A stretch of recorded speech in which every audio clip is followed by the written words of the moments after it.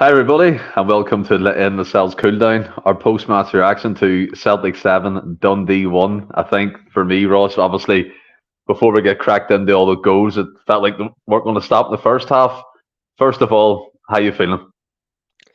I'm feeling good after that. I wanted us, well, we all said it, certainly in the group chat, that we wanted us to carry on that sort of fast-paced, penetrative football that we showed in the Motherwell game in the second half.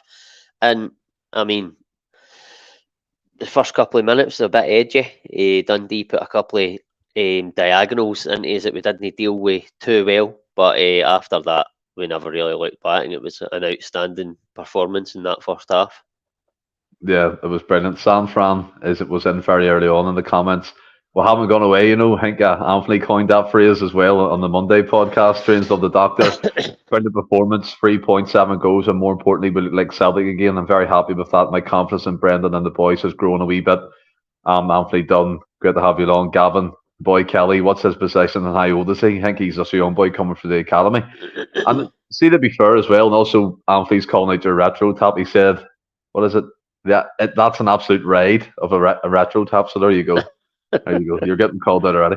But I think for me, like, I was sitting with Magranda and we were just so relaxed from the get-go. I mean, I missed the first 5 minutes of it because it was busy, but I got down there. I know Dundee had a chance very early on, but I mean, let's gloss over that, to be fair. No, diagonal balls aren't really our strong point at the moment, but I think the performance as a whole, we were speaking about it on Monday's podcast, we were wanting to see that complete 90-minute team performance, and while we break down the goals and individual players, I think certainly anyway, we did get that for the majority of the game. Yes, we had a bit of lapses of concentration and things which we'll come on to, but I just want to start kind of straight away here, get into the first goal.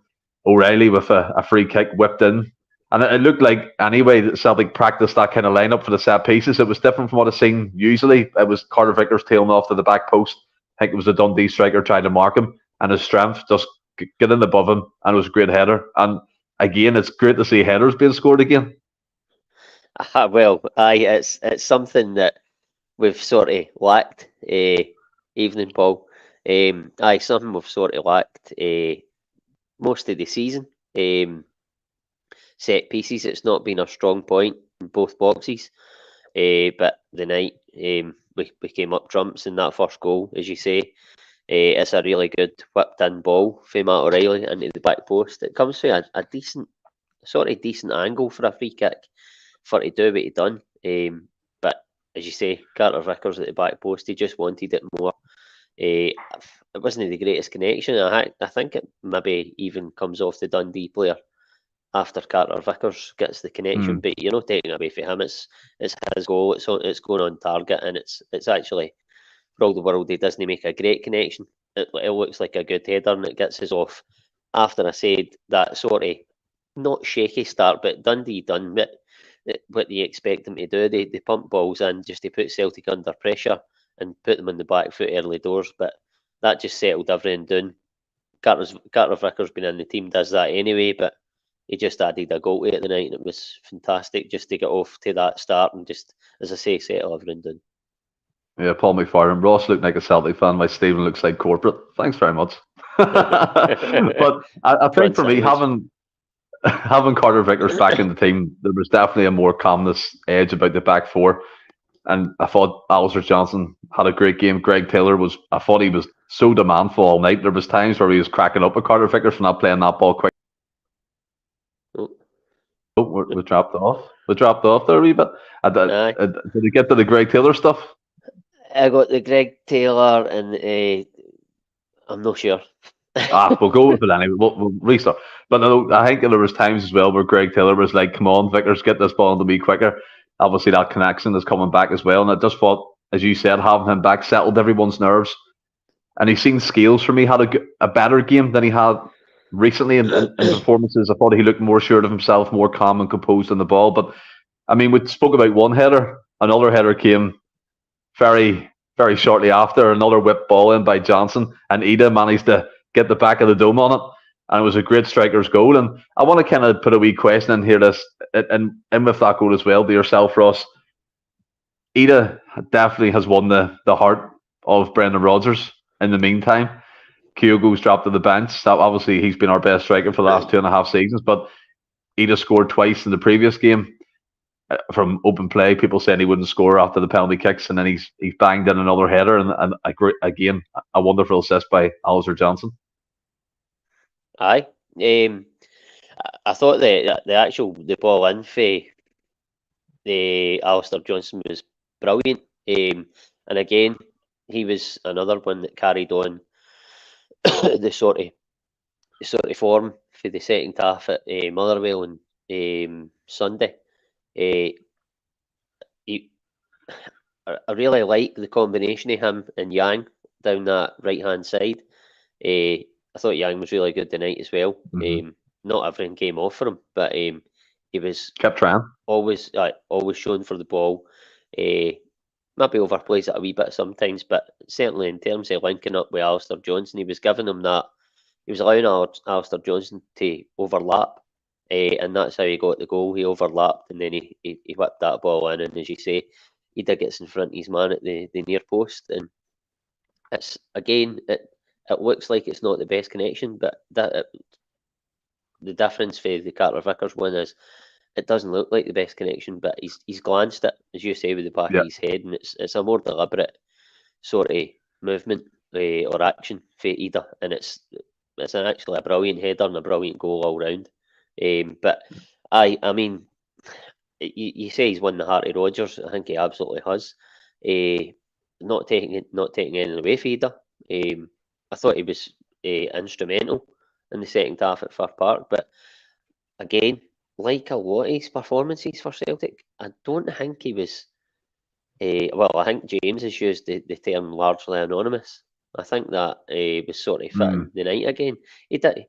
Listen, he's a presence up there and a focal point, but in terms of touches on the ball, there wasn't a great lot of touches for Ida. But he's the guy that's putting the ball in the net now, and he's the guy on form and the guy with confidence. That's not me saying that he's a better player than Kyogo, but right now, you have to say that. I mean, Kyogo comes into the game tonight, and it's the game's done. There's a lot of different substitutions, so it's difficult. He nearly got his goal, but I think again, you probably going into the game at Tynecastle, I think that you probably have to go with Ida just because he looks the more constant player, and he's the one picking up goals now, and Kyogo isn't. So, and we need goals, and we need players with confidence in the team. And Ida definitely does have that. And to be fair, I had the same perception of him. Yeah, he's the focal point. We know Rodgers likes to play that way, but there was times where he was not really getting into great positions. He wasn't coming short and linking up the play. Yeah, he held it up a few times and he brought players into play, but it was like you said, it was sometimes he would do it. Another 10 minutes, 15 minutes go by, you don't really see him in the game that much, but he is scoring the goals, and Rodgers seems to have him as first pick. Gavin comes in, that goal made it 2-0, but before we move on, I never saw the game, but want to hear people's rating of Yang. Does he have a potential to be a regular in the starting 11? Certainly from my point of view, he definitely does. I think in the short term of seeing Kuhn, I think Yang definitely offers more. He, like you said, Ross, sometimes it doesn't come off for him, but he keeps trying. He keeps going at his man. And Owen Beck, to be fair, there was a lot of hype about him, and Owen Beck could have been sent off 2 or 3 times with the fouls he committed on the Yang. But I like him. He gets me off my seat. I think he's exciting. I've always liked him since he's been in the Celtic shirt. But what do you think compared to the other wingers we have? Is he the one who has the jersey on the right-hand side? For me, to me, Yang, as I said, no everything comes off from him. I'm not going to use that term, but he's still young and learning. He's finding his way and finding his feet in a new country. But I think for me, what I want a Celtic winger to be and what I expect a Celtic winger down the years to be like, I think Yang possesses all the attributes and fits and starts. But I think he's got all the attributes to become a really good Celtic winger. He's everything I want a Celtic winger to do, and he's doing. For me, he's the one that makes things happen more than any other winger that we've got. Albeit, as I say, we all agree that it doesn't always come off for him, but he just needs to keep plugging away. And as I say, it's 22, something like that, and he's come to the other side of the world. So it takes some people a bit longer to settle than others. It has taken him a wee while. He's been in and out the team, but right now, for me on that right hand side, I think it's his jersey to lose at the moment. The only frustrating thing for me is he goes down a bit too easily, and he looks for a lot Aye, of fouls. He looks for a lot of penalties, and it's like, get that out of your game, and I think he'll be aye, flying. I agree with that. Do you know And what I by the way, I was talking about Ida there as well. Just thinking, excuse me, um, saying that he was sort of anonymous in the game and not a lot of touches. I think that's probably a lot to do with the fact that we weren't going down the middle and try to mean? like put balls into him to hold up and then bring players into play. We were getting it down the wings quick, overlapping, and really attacking the wide areas as we did. Keep going back to the Motherwell game, but it was such a good performance in that second half that we've drawn on that, and we were getting the ball wide quick and no going through the striker, and just try to get balls into him. Wasn't always going to him, but that's probably another reason as to why he didn't have as many touches as you would maybe expect. Yeah, because when Kugel was in the starting lineup, we were trying to go through the middle and link up the play with him. He was dropping deep, but like you said, with Ida in the box, it provides the focal point, someone you can hit. And I think Alistair Johnson, again, a fantastic assist and cross. And another person who assisted was Greg Taylor, kind of replicated his cross at Motherwell at Fair Park, the deep cross. He whipped it in. O'Reilly, the second runner from midfield, wasn't picked up. And again, another header. And see, for me, to be honest, like, you all know I'm not Greg Taylor's biggest fan, but I thought that was one of his best performances tonight in a Celtic shirt. I thought, and people say leadership and kind of laugh at it, but he showed a lot of leadership, a lot of fitness, a lot of desire and passion that you want to see from a Celtic man. He was getting into midfield positions, he was overlapping when he could, and then also again he did get on the score sheet, but we'll come on to that. But first of all, his cross, that's two assists in 2 games, kind of the same kind of cross, and O'Reilly making that run from deep and him getting on the score sheet would do his confidence and picking up his form where it was before Christmas. Can only see him set off the rest of the season. Aye, absolutely. I think you said to me before we came on, that was a, don't like to hark back to it, but that was like an Ange type Celtic team performance. Mm-hmm. And I think when you look at our two wing backs, Alistair Johnson was playing that sort of natural fullback, overlapping. He gets the assist for Ida, and then Greg Taylor is playing on the other side, more inverted. I think that's how Ange sort of used them as well. And Greg Taylor, he picks it up, and his most sort of dangerous, his strongest position when he picks it up, and that what Brendan Rodgers called on Sunday, that half space, and he picks that ball out again. And listen, he done it. I think it was Greg Taylor that played the ball in for that similar position for Matt O'Reilly to get the winner at Fir Park early in the season.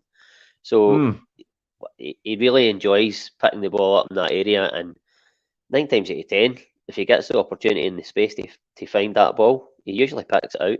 And that's probably, as everybody's alluded to before, that's his sort of midfield days coming to the fore there.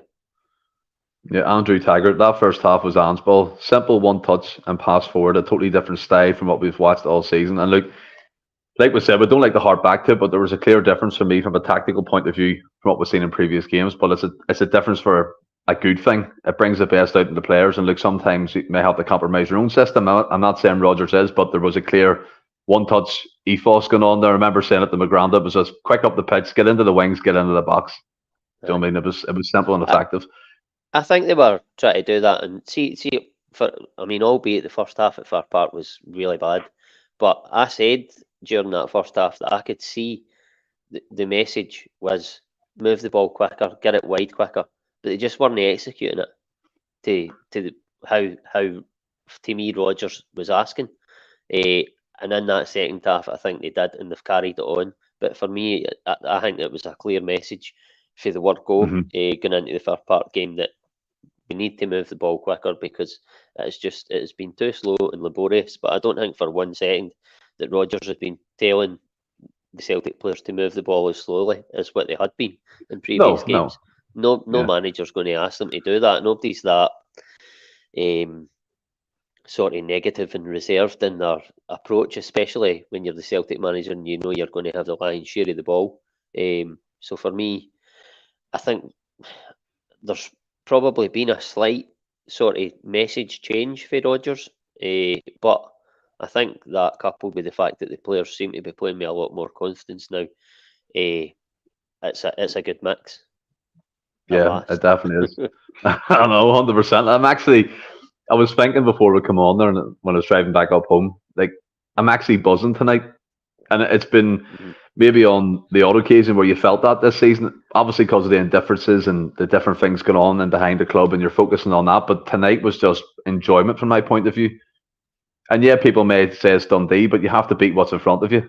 And we did that very convincingly, and it could have been a hell of a lot worse. But I mean, that was 3 headers. Our first 3 goals represented 3 headers. I think that's incredible. And then another person who got on the score sheet was our Duracell bunny, Dyson Mieta. He switched to the right hand side. Already played a lovely ball, kind of in that space and into the box where no one could quite touch it. Mieta, like, we always think his first touch is horrendous. Like the majority of the time it may be, but he took his time, found a composure to turn his defender, finished with the left foot in the bottom left hand corner, and I thought it was a fantastic goal, probably one of my favourite goals of the evening, mainly because you don't expect that from Dyson. He done a similar thing at Easter Road when he cut in and smacked a cracking goal. I think it was early in the season, wasn't it? Or was it last season? I can't quite remember. I think it might have been last season. Yeah, but he done something similar, obviously from a lot long, like a longer out. But he was in the box. He took his time. Well placed finish. And again, O'Reilly doing what he does best, assisting goals, scoring them as well tonight. But Dyson Mieta getting on the score sheet, I think, is a good thing as well. Oh, it is. It'll do wonders for his confidence. But I mean, as good as the goal, like the Dyson Maeda's touch and finish was, the spot and pass and precision he pass for Matt O'Reilly was exceptional, because he's almost on the shy line, and he sees that run for Maeda for nowhere, and it's the perfectly weighted ball, and Maeda absolutely brilliant. It's no something that's synonymous with him, but it's that first touch where he just rolls the boot over it as he's running towards the byline. He rolls his foot over it and just checks, and then it's one swift movement, and the first time striking, the keeper's got no chance, and it's not even a bloater like what Maeda normally does. Just get corner flag ones. It was sort of caressed in, and it was just I actually didn't realise it was Maeda at first. I thought it was fucking McGregor or something. It was a really, really good goal. But again, another really well worked goal. And probably at that point, that was where I was walking about the living room, slapping my chest and going, I've got my Celtic back. I've got my Celtic back. That's what it felt like. Listen, there's a long way to go in the title race, and we need to keep this going because it's only a game and a half. But I felt like it was back to the Celtic I know and love tonight and in the second half on Sunday. And at this stage of the season, if we can keep that going, then it could be massive come May. Yeah, Paul comes in here. Hearts would be the big test. Win that, and yeah, I think we've turned the corner. San Fran wishes we could play Rangers this weekend. I know people were kind of banking on that result, but I don't really look at what's happening when we're playing. Obviously, I know they were getting beat 1-0 at Rugby Park at half time, but look, it's Derek McInnes. I mean, he's got a wee bottle of wine, a wee 10-pack of Coors in the fridge from Clementine. It's all good. They win 2-1. We just have to keep winning our games and focusing on ourselves. And as we spoke about, Ross, you were slapping your chest, and then another person who makes you fist pump your chest, probably, or fence pump your chest, Greg Taylor. Greg Taylor comes in. I mean, Gregory, as you and you Willie call him all the time, just floats in at the back post. Johnson with the assist, they just give it to him because he hit the ball originally. He took a deflection, and Taylor was there to mop up. And what I loved about tonight was there was bodies in the box all the time, whether it was the left or the right or even go through the middle. There was midfield runners. There was people coming in from right and left back that could get into the box, and it was just dynamic and it was fluid, and there was chances falling to everybody. And Greg Taylor, like the third goal of the season, heard the commentary say, and a couple of assists this evening. I mean, I talked about Burnaby being first choice by Christmas. I think I need to have a couple of doses of humble pie, don't I? But again, he's pulled up trumps, and as I said, I thought it was one of his best performances tonight of the season, and in a Celtic shirt, in my opinion. Aye, listen, his goal was the icing on the cake. Ross, that's Don Irvin Taylor scored that. It was I'm not going to say it, in fact. But aye, it wasn't far off that. But aye, that was the icing on the cake. As you say, it was a performance, a leader and a senior figure in the team. He was one of the ones that seemingly was talking in the dressing room after the Kilmarnock game, along with McGregor. They're just the guys. They're guys that get it. They've been over the course. They know what it takes to win a league title. And I think in the last game and a half, guys like him, listen, McGregor's the captain. He gets it. He knows what it's about. I didn't think he had his best game on Sunday. I thought he was really good tonight. But at this point now, after that, I think that Kilmarnock game was like the straw that broke the camel's back for some of the senior players. And they've just sort of grabbed the season by the scruff of the neck in these last couple of games. And I just hope that they don't let it go until they have to let it go and get their hands on that trophy. Yeah, and as you said, we say get our hands on a trophy. You just want to focus on ourselves and keep winning the game. So I mean, I know, as I said there, that result, the Rugby Park, got people's hopes up, but I didn't take notice of it. Just didn't, because I knew what was coming. No. And you need to focus. What was it? The famous thing, we focus on our own front yard. Focus on write our own story, as Roger said. That's the new one. We create our own story. And then in between that, we obviously have to talk about a few mishaps. The Curtis Main goal was chalked off again. Another long ball wasn't dealt with. It bounced, I think. And then he got in between Carter Vickers and Scales. He went for Scales, bullied him off the ball. And then, again, it was actually a good finish. I think maybe Joe Hart could have done better with it. But the goal was chalked off. Minimal, by the way. And to be honest, I was like, are you joking me? See if that was against us, I'd be furious that was chalked off. But it was chalked off. But again, it just shows you some of the mistakes that we have at the back. Aye, well, listen, it wasn't, nothing can ever be perfect, and that was not great defending. You say there that Curtis Main bullied Scales off the ball. There's no Curtis Main bully a lot of guys off the ball, but I think in Scales' of course, defense, yeah, of course. Yeah. Oh, aye, but I think in Scales' defense as well, as Main sort of bumps into him, Scales is off the ground. So he's not got any leverage to put in back. So I think he has pushed. It looks like he's pushed off the ball quite easily, but he's in the air.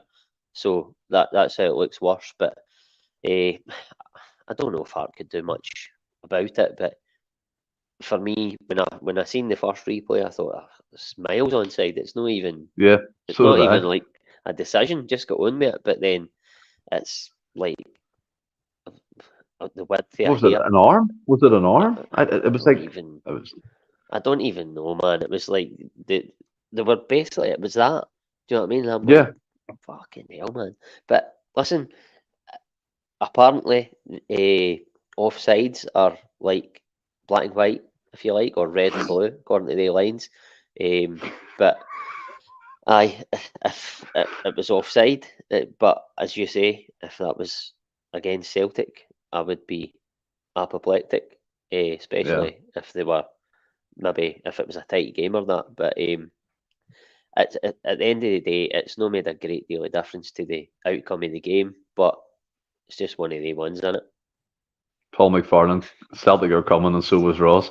Floods McNugget is in. All right, boys, just back from the game. What a performance! That's more like they tired in the second half. Only annoying thing was that mob winning at Rugby Park. As I said, Plunge there earlier before you joined us, we just have to win our games. Focus on ourselves and keep going. Yeah. Again, we can't control what they do. And quite frankly, don't give a fuck what they do, to be honest. But Captain Cal got on the score sheet, McGregor, and the ball came into him. People, I think it's for me anyway. I don't think he actually expected it to come that easy to him. I thought he should have hit it first time. Wee bit of fumble between him and Taylor. Taylor laid it back to him. First time finish past Trevor Carson in the net. And as I said, the Taylor with an assist. And Cal McGregor will come on to him as well.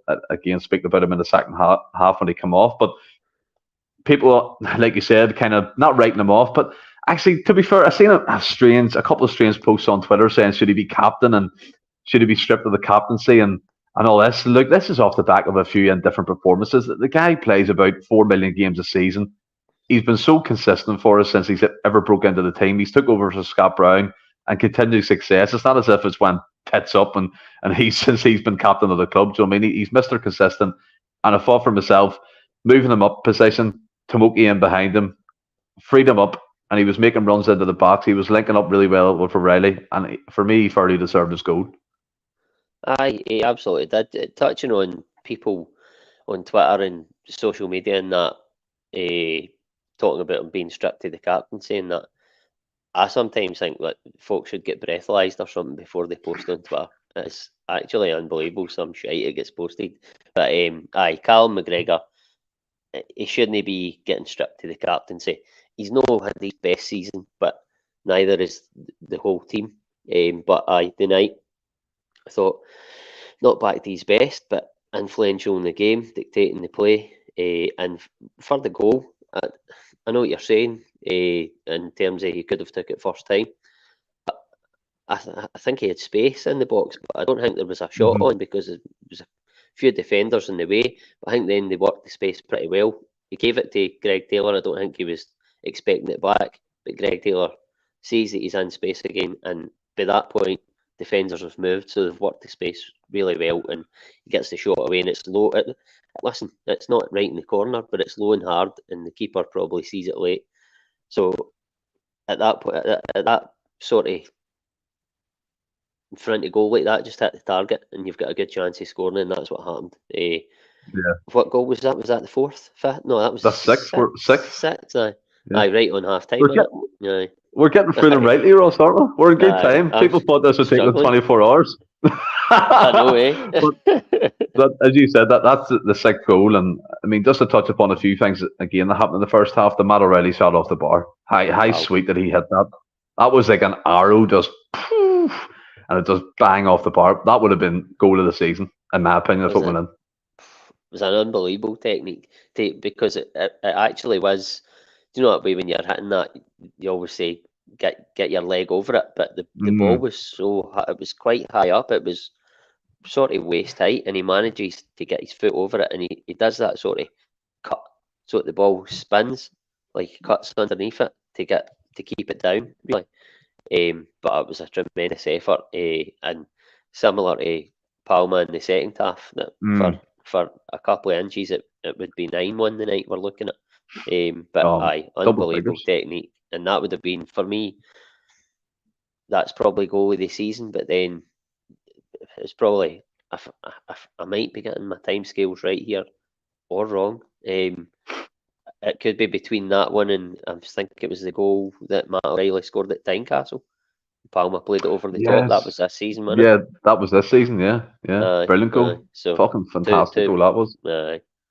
That's when we were motoring and everyone was rosy in the garden.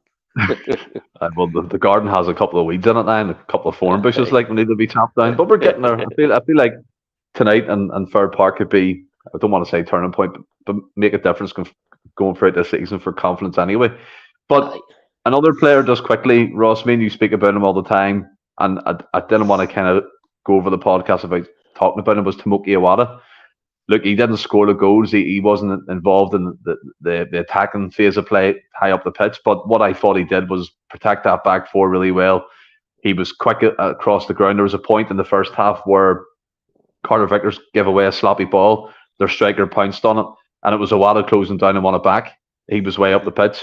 And it just thought, for me anyway, he offers so much in that midfield. And you see the kind of freedom, as I said, about Cal McGregor and O'Reilly. Don't have to really worry as much going back the way. I think Tomoki can cover the ground, and as I said, he's not afraid of a tackle. And for me, anyway, you said it before we come on, it goes unnoticed because it's a dirty side of the game, and you're not seeing flashy play and brilliant passes or skill and goals and assists. But I thought for the main anyway, I thought he was a brilliant player in terms of that in that game against Dundee. Hi, listen, I used to love when I was growing up, and now I'm not comparing him. Well, I'm slightly, but I'm not saying he's as good as him, because he's not done it for that length of time. But growing up, Neil Lennon was my hero, and he'd done that job. Tomoki Iwata comes in and does a similar job to what Neil Lennon was asked to do, albeit it's a different formation and a different time. But as you say, that's what he's brought in to do. And me and you have been talking about Iwata being in the team for a long while this season. And everybody's alluded to the fact that they would like somebody. Don't know if you would call him an enforcer, but that somebody that's just know all about, because as people have made the case that we've got a lot of midfielders that do the same job, and Awata is a different entity for all of them, and I think you need that type of guy, and everybody's been saying, "Oh, we need to sign that type of player," and he's right under our noses, and he's got qualities as well. Like, albeit I'm not saying Awata is as good at doing that job as what Neil Lennon was, but he's certainly more technical player than Neil Lennon. He'll chip in with goals quicker, as he's shown. He scored at Tynecastle. He's quicker across the ground. But listen, that's probably down to modern day as well, because footballers are more athletic now than they ever were. But for me, it's a difficult one, because you look at it and you go, right, Matt O'Reilly, really good. Cal McGregor, really good. When Hatate comes back, for me, listen, I think Matt O'Reilly's brilliant, but if Hatate comes back and he becomes the Hatate old, unless O'Reilly's form improves, his position in that team might be under threat. But I mean, that sounds silly to say that, but for me, I think Awata, similar to Yang, has to be in that midfield three now. But when Hatate comes back, it's really difficult to drop him or O'Reilly. But I just like the way the midfield works with Awata in it. I think, and he protects that back four, as you say, and he just makes us look that bit more solid. Whereas for weeks and months now, we've looked really soft and weak, and he just provides that solidity in the middle of the park that we've been missing for me. Yeah, every time I seen him get the ball, it was one touch out of his feet. There was no kind of taking 3, 4, 5 touches and kind of slowing the play up. He was moving it on quick, and I think Emerald Abroad comes in here. I want a new number 6 going forward, McGregor further up, and 2 new midfielders for next season to replace O'Reilly, obviously future-proofing. Paul McFarlane, Ross, is your retro shirt from the 86 season? It's the 85 Scottish Cup final. 85. Plums McNugget already was a lot better tonight. And yeah, as I said, kind of round up in Awata, I just thought he was simple and effective. And we were all talking about Bernardo. Now he's dropped off the face of the cliff. I know that's a discussion for another podcast in terms of where he fits in now with Awata and Hatate coming back, especially him and his fitness journey. But look, we'll move on to the second half. Ross, McGregor comes off. Now, before I come on to Daniel Kelly, who I thought had an outstanding game in midfield, I thought he was calm, composed, and he was moving the ball well. Resting McGregor like that, I think, is a good thing. We were 6-0 up. And yeah, we probably should have more opportunities to do that early in the season, but we weren't putting teams away like we did tonight. But resting McGregor, getting him peak McGregor for this run of fixtures. Tynecastle next on Sunday, another tough game. But to have him getting 45 minutes rest, getting back into the team again for Sunday is a good thing, because as we spoke about, people were complaining about his indifferent performances. But I think a lot to do that. There's 60 games a season, 70 games a season. The fella needs a break. Aye, absolutely. And to be honest with you, I never even gave that a thought during the game. I was just wanting more goals. But when I seen him, did he come off at half time, or was it just after half time? Half time, he come off, yeah. Aye. Listen, it was a good decision, good management for Rodgers, because looking ahead to the Tynecastle game, which is probably going to be a tough. It's usually a tough away venue for us, but that could prove invaluable. Cal McGregor getting that 45-minute rest, and we were able to bring off Carter Vickers, and that again, that's easing him back into the team after a long layoff. And we were able to bring off other players and give them rest as well. So not rest as such, but they don't have to go at it full throttle. For 90 minutes going into the Tynecastle game. It's the squad is in a decent place going into that, in terms of rest, in terms of confidence, in terms of the way we're playing. So listen, I don't want to get too far ahead of myself, because we've been at this sort of crossroads junction before, but it's certainly, we're getting that good feeling back. For me, what we had at the start of the season when we were at top of the league and as I say, you look back to that game at Tynecastle earlier in the season, how well we played in that game and how well we started. We're getting back to that sort of form, and it's pleasing coming into this stage of the season. But we're obviously in a title race. But as you say, listen, I'll be honest with you, I was checking the Rangers score the night, of course I was, like everybody else. But I wasn't like hanging on it, if you know what I mean, because I know that it doesn't really matter. If we keep winning our games, then we go into Ibrox, status quo, and have every confidence if we're playing the way we're playing now. I think we're playing better now than what we were. And on certainly injury-wise, the squad and the way we're playing is probably better than what we were going into the last Ibrox game, and we managed to pull something out the hat then. I wouldn't put it past this team to pull something out the hat again. But as I say, if we continue this form and this lively confidence all the way up to that, and then we win at Ibrox, it's not pulling one out the hat, it's just winning at Ibrox. Yeah, 100%. And I'm most looking forward to getting back over with you guys and a couple of beers watching that game. 100%. It will be good, obviously. But Daniel Kelly comes on and he gets a goal, Ross. Yang, again, hard work down the right-hand side, puts in a low ball. A couple of dummies by Kyogo and O'Reilly. Falls to Kelly on the edge of the box. And apparently he's left-footed, but that right-footed strike was a belter right into the top bag. And look, I'm not saying we're not going to get carried away with ourselves and we've got the next big thing coming through the Youth Academy. I've seen your comment saying Barrowfield's already paying off and Daniel Kelly's getting on the pitch. But I think for me anyway, Roger's done the right thing. He could have brought on a more experienced midfielder, but he gave a youth product an opportunity in that game. He's come on, got a reward, got a goal, a night he's going to remember for the rest of his life, whether or not he makes the grade at Celtic in the future and stuff and seasons going forward. But while he was on the pitch, I thought he was good. I thought he linked up really well with the team. And he did look out of place. No, listen, it's always easier to come into a game when your team's winning 6-0. But for a young guy in front of that big crowd to play the way he did, listen, he didn't. I was going to say he never done anything spectacular, but he did. He scored that brilliant goal. But in terms of in-game play, out with the goal, it was just steady stuff, nothing fancy, just keeping it simple. But the goal itself, as it obviously, I think the Kyogo must have had a shout for him, which is again, I think that shows confidence for the young boy to tell Kyogo, leave this, this is mine. And then he just comes onto it, the pace is on the ball, and he just redirects it, but right into the top bins. It was a tremendous finish, tremendously cultured finish and confident finish for a young guy who could have just lashed at that and skied it over the bar and missed his opportunity. And nobody would have batted an eyelid because he's young and we were already up 6-0 or 6-1 at the time. Can't mind. Everything's just merging. But it was a tremendous finish. It was 6-0 the time. Aye.